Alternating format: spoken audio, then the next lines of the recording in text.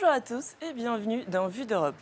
Aujourd'hui, j'ai le plaisir d'accueillir sur ce plateau deux députés du Rassemblement national au Parlement européen, Hervé Juvin et Gilles Le Breton. Bonjour. Bonjour. Bonjour messieurs. Tamara. Alors, Hervé Juvin, vous êtes membre de la Commission du commerce international au Parlement européen, donc parlons économie et commerce. Tout d'abord, selon vous, existe-t-il un modèle économique européen ? Oui, certainement, ce modèle économique européen, il est le fruit de la révolution industrielle et il est le fruit de l'histoire. Rappelons-en 3 ou 4 grandes dates. La première, c'est quand Bismarck, le véritable constructeur de l'Allemagne, décide, dans les années 80, de conduire une politique sociale qui va se traduire par des avantages donnés à la classe ouvrière essentielle à l'industrialisation de l'Allemagne. Et Bismarck a cette formule: les socialistes pourront jouer de la flûte, aucun ouvrier ne les écoutera quand il saura ce qu'on a fait pour lui. Bismarck inaugure donc ce qu'on appellera l'économie sociale de marché. Un peu plus tard, au cours de la Seconde Guerre mondiale et après, c'est Lord Beveridge qui va être à l'origine de la création de la sécurité sociale en Grande-Bretagne, comme va le faire Pierre Laroque en France. De quoi s'agit-il, Tamara ? Il s'agit tout simplement de partager les fruits de la croissance et les fruits de l'industrialisation. Rémunération du capital, remboursement des dettes, mais aussi attribution aux ouvriers, aux contremaîtres, à ceux qui font la croissance et la reconstruction de l'Europe, une part significative des revenus des entreprises et des revenus de l'économie. Cette économie sociale de marché, elle va continuer à se développer à peu près sans cesse jusque dans les années 80 ou 90. Elle va notamment continuer à se développer parce que, de manière très claire, l'Europe et les États-Unis sont tétanisés par l'attraction communiste et par la menace que le communisme fait peser sur les économies libérales occidentales. Et pour contenir la montée du communisme, pour essayer de contenir son attraction, eh bien tout simplement, il faut partager les fruits de la croissance et il faut partager les bénéfices des entreprises. Celui qui poussera le plus loin ce projet, un peu sur le modèle allemand, c'est le général de Gaulle, quand il voudra proposer la participation de tous les salariés aux bénéfices de l'entreprise, quand il voudra en gros institutionnaliser le fait qu'un salarié, un ouvrier d'une entreprise, a un droit légitime à en être copropriétaire et être associé à ses résultats. Et on sait d'ailleurs que c'est une des raisons de l'échec du référendum de 1969 qui fera que le général de Gaulle va quitter le pouvoir. Cette économie sociale de marché, elle nous a donc porté, elle a porté nos sociétés là où nous en sommes.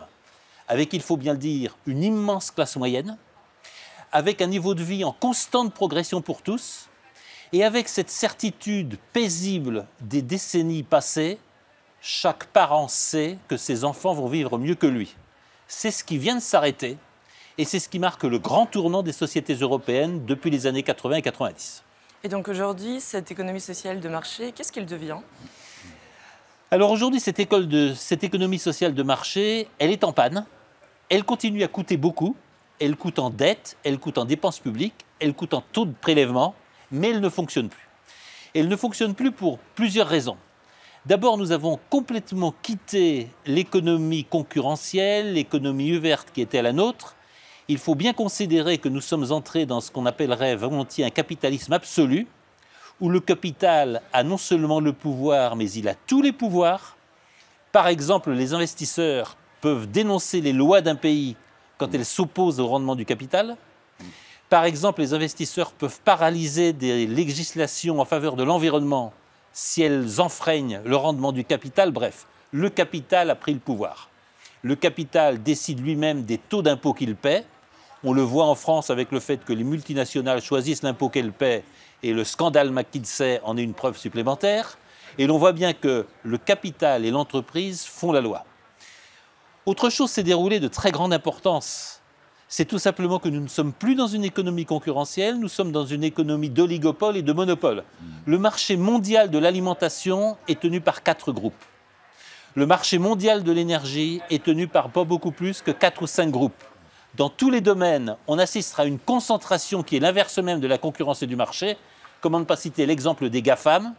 Des groupes se sont constitués, ils ont créé leur propre marché, ils font la loi sur ces marchés, ils pratiquent la politique de la conquête de l'Ouest et aucun concurrent ne peut trouver place auprès d'eux. C'est notamment le cas des GAFAM et c'est notamment le cas des géants chinois que sont Baidu, Alibaba, Tencent, etc.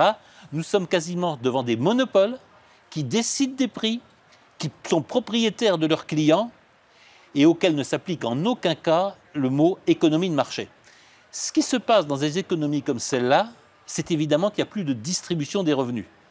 Donc, nous sommes sur une société européenne confrontée à la disparition de la classe moyenne, confrontée à la paupérisation des salariés, ouvriers, employés, petits commerçants, salariés des PME. Et nous sommes face à une captation dans des proportions inouïes de la rente financière par un très petit nombre de grands groupes et de celles et ceux qui travaillent pour eux, cabinets d'avocats, cabinets de consultants, cabinets d'audit, etc.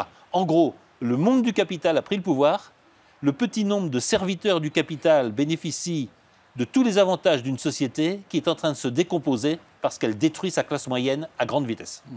Donc vous avez parlé tout à l'heure de la société européenne. Donc est-ce que selon vous, l'euro a tenu ses promesses? L'euro a tenu ses promesses parce que les épargnants tiennent à l'euro.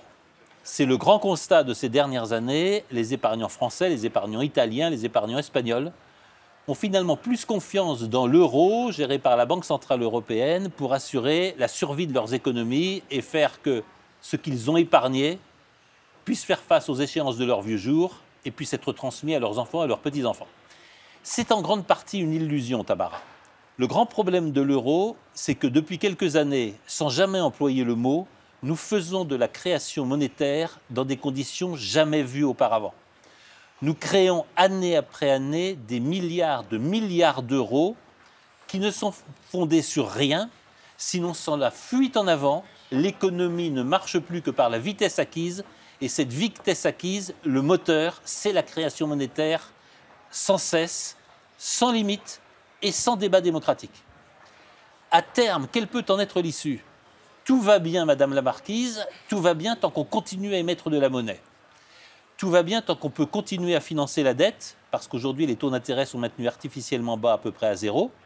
Le jour où les taux d'intérêt montent, le jour où l'inflation se réveille, le jour où le monde nous dit qu'il est temps pour nous de payer nos dettes, on peut être en grande inquiétude sur l'atterrissage forcé auquel nous devrons atterrir. Premier problème, donc la création monétaire éliminée et limitée. Second problème, la BCE outrepasse son mandat. Jamais dans le mandat de la BCE, il n'a été question, par exemple, de financer des politiques vertes, aberrantes, punitives pour la population européenne, qui vont nous désindustrialiser, qui déjà fragilisent notre autonomie alimentaire, notre autonomie énergétique, notre autonomie de défense. Bref, ça n'a jamais été dans le mandat de la Banque centrale européenne de verdir ces politiques. Ça n'a jamais été dans le mandat de la Banque centrale européenne de conduire des politiques environnementales qui vont contre l'intérêt de la majorité des Européens. Et à cet égard, il est très clair qu'il va falloir réexaminer les conditions dans lesquelles opère la Banque centrale européenne, parce qu'à terme, ce n'est pas seulement l'euro qui est en jeu, c'est l'épargne des Européens, c'est leur confiance de l'avenir, et ce pourrait être bien l'avenir de l'Union européenne elle-même, parce qu'il faut bien reconnaître que la première et peut-être la seule marque de souveraineté aujourd'hui de l'Union européenne, c'est l'euro, c'est la monnaie et c'est la Banque centrale. Merci Hervé Juvin pour ce point économique. Passons au sujet international à présent. Les pourparlers de paix entre la Russie et l'Ukraine ont eu lieu à Istanbul le 29 mars. Ils ont été ouverts par le président turc en personne. Ce président, il y a peu de temps encore, il a été fustigé pour sa politique néo-ottomane, notamment par votre délégation, Gilles Le Breton. Oui. Est-ce que vous pensez que Erdogan se présente désormais en faiseur de paix, en quelque sorte? Est-ce que c'est une tentative de la Turquie en fait, de se racheter une conduite tout en jouant le rôle de médiateur entre la Russie et l'Ukraine? Oui, oui, bien sûr. La Turquie joue très bien le coup, hein, puisque la Turquie était bien placée pour essayer de faire une médiation entre la Russie et l'Ukraine, puisque c'est un pays qui a de bonnes relations avec les deux pays. Donc, elle était beaucoup mieux placée que la France, par exemple. Et là où le président Macron a lamentablement échoué, eh bien, le président Erdogan a réussi, en tous les cas, à mettre face à face les belligérants, ce qui est déjà beaucoup. Puisque pour faire la paix, encore faut-il d'abord se rencontrer. Et comme vous l'avez dit, il a persuadé les Russes et les Ukrainiens de venir à Istanbul, se parler. D'ailleurs, je pense que les discussions avancent, hein, même si l'heure n'est pas encore à la paix.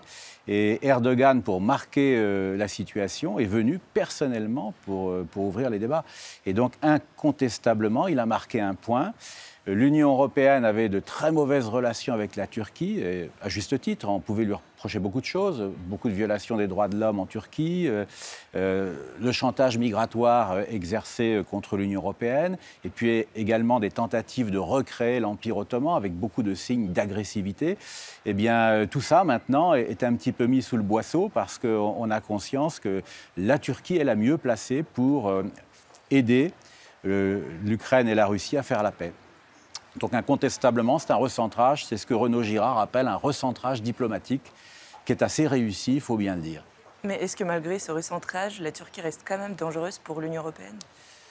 Alors oui, bien sûr, il ne faut pas être dupe, hein. D'abord, il ne faut pas oublier que c'est l'intérêt aussi d'Erdogan que d'essayer de faire la paix, parce que la situation économique turque est terrible, hein, bien plus terrible que la nôtre, puisqu'il y a un taux d'inflation de plus de 60% à l'heure où on se parle.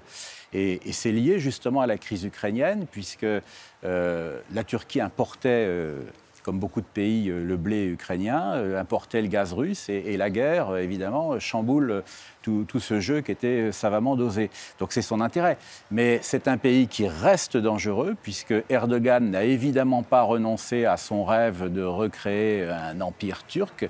C'est un pays qui reste potentiellement agressif, et puis surtout, on a une preuve de son agressivité, c'est que c'est un pays qui respecte mal l'accord de mars 2016 qui avait été conclu pour gérer la crise migratoire. La Grèce s'en plaint, puisque la Grèce est accusée à l'heure actuelle par l'Union européenne de refouler des milliers de migrants. Mais quelle en est la raison? En réalité, c'est parce que c'est la Turquie qui les laisse passer, hein. Donc il y a là, on le voit bien, quelque chose de déloyal qui fait que, au-delà du service que nous rend la Turquie objectivement dans la crise ukrainienne, il faut rester sur nos gardes. La Turquie, jusqu'à preuve du contraire, en tout cas tant qu'elle est dirigée par Erdogan, reste un adversaire redoutable. Merci Gilles Le Breton, merci Hervé Juvin, merci d'avoir accepté mon invitation aujourd'hui. Et bien sûr, merci à vous, merci de nous avoir suivis aujourd'hui. On se retrouve bientôt.